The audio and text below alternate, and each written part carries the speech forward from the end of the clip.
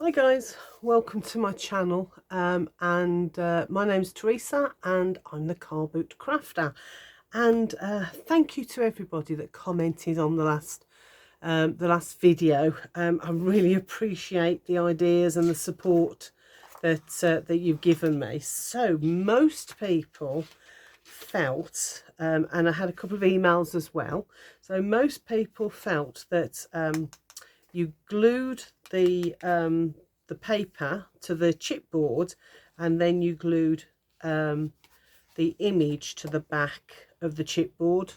So that's what I'm doing. But I have to say, because I've taken everything apart, there's absolutely oodles of leftover bits. I mean, apart from the extra page that was in the kit, I've got all of these now. There are some gorgeous squares, loads and loads of the chipboard as well.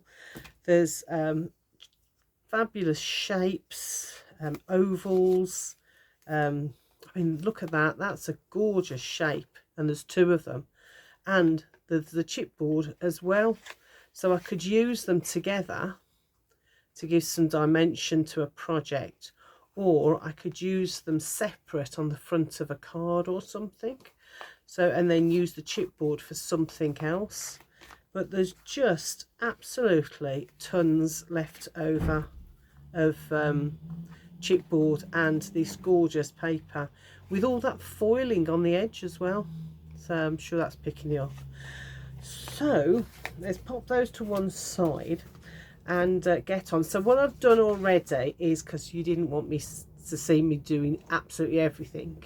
Oh yes, and there was these bits as well. So if anyone's got any ideas what I can do with these bits, so these are the bits that have come out of there. So I've got the chipboard, and I've got the little circles as well from the paper. So if anyone's got any idea what I could do with those, I thought maybe glue the circles onto the chipboard and have some dimension. But yeah, if anyone's got any ideas, other than throw them in the bin, which I don't want to do because that foiling is absolutely gorgeous. So the next bit I'm going to do is I'm going to fix these in. So I've got them in order. I'm just going to run some glue around the edges. I was going to put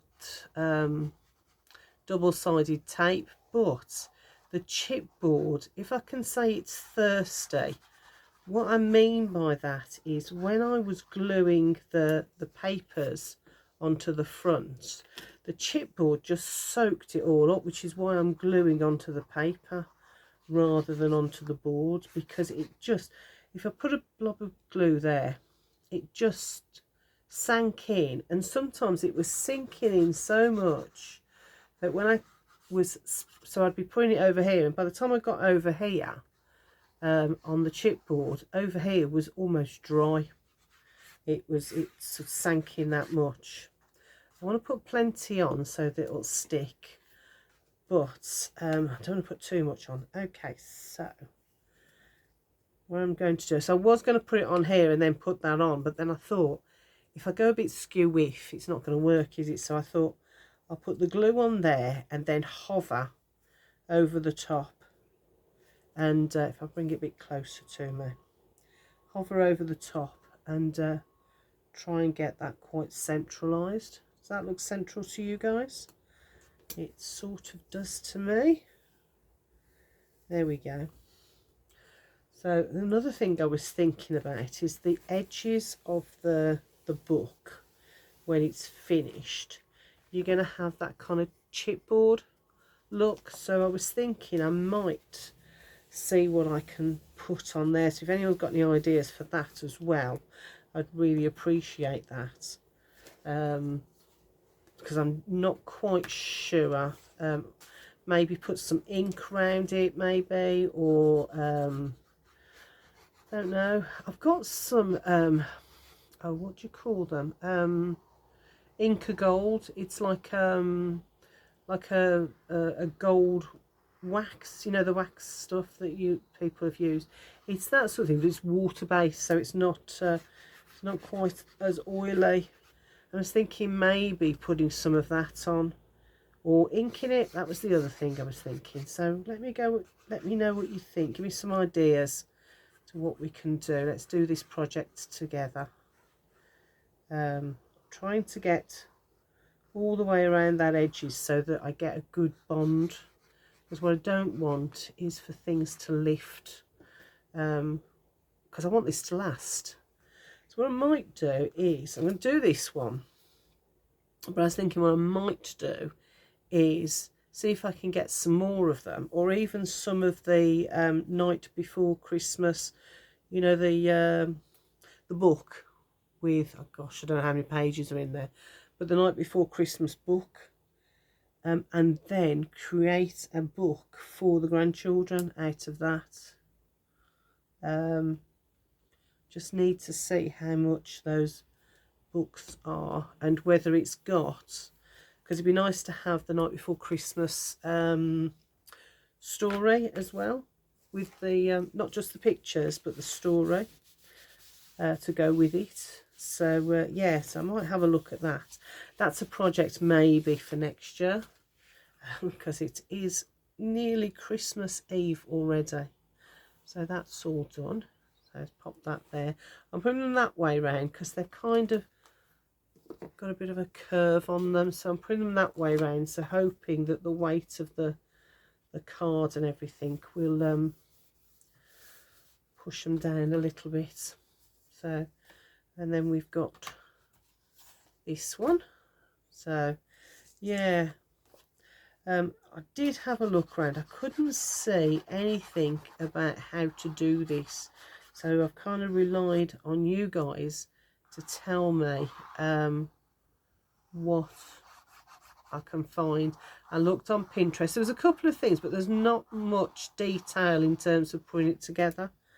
I guess I should have looked on Hunky Dory website, but I don't know whether this is still in print or not.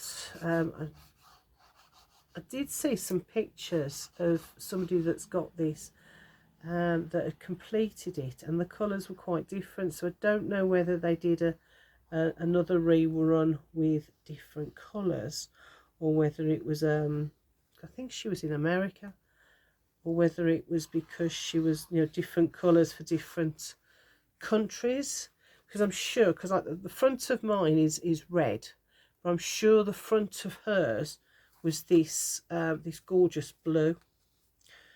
So yeah, just a few subtle differences, but yeah, I think I prefer the red, I have to say. I think when I looked at it, I thought the red just looked a little bit more, I don't know, a bit more elegant, a bit more rich. The other thing I was thinking about is possibly decorating it, because this is a bit, I suppose in some ways you could say it's a bit sort of assembly line, you know, I'm just completing the last bit of the assembly, just putting it together like this.